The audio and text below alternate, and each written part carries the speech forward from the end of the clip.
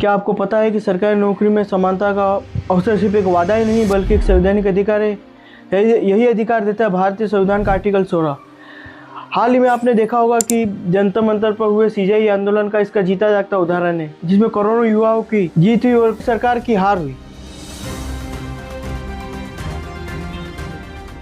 अनुच्छेद 16 समानता का अधिकार का भी एक हिस्सा है और यह सभी नागरिकों को सरकारी नौकरियों में समान अवसर प्रदान करता है। आइए हम इसके कुछ मुख्य प्रावधान के बारे में जानेंगे। सबसे पहला, अनुच्छेद 1, राज्य के अधीन रोजगार या नियुक्ति के मामले में सभी नागरिकों को समान अवसर मिलेगा।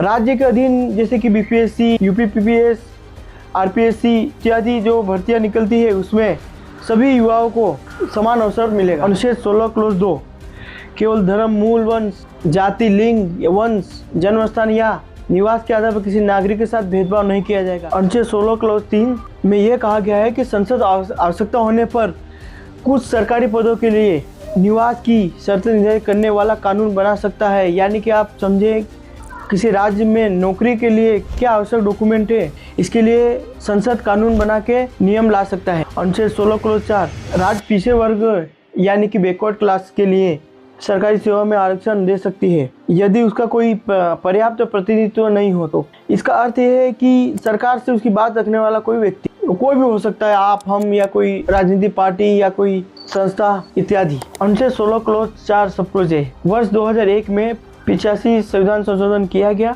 और इसमें 16 सब क्लोज 4A जोड़ा गया और ST/SC वर्ग के कर्मचारियों के लिए प्रमोशन में आरक्षण देने का प्रावधान किया गया। भारतीय संविधान का अनुच्छेद 16 क्लोज 5, धार्मिक संस्थाओं में कुछ पदों के लिए उस धर्म से संबंधित व्यक्ति की नियुक्ति की जा सकती है जैसे कि हिंदू, मुस्लिम, सिख, ईसाई।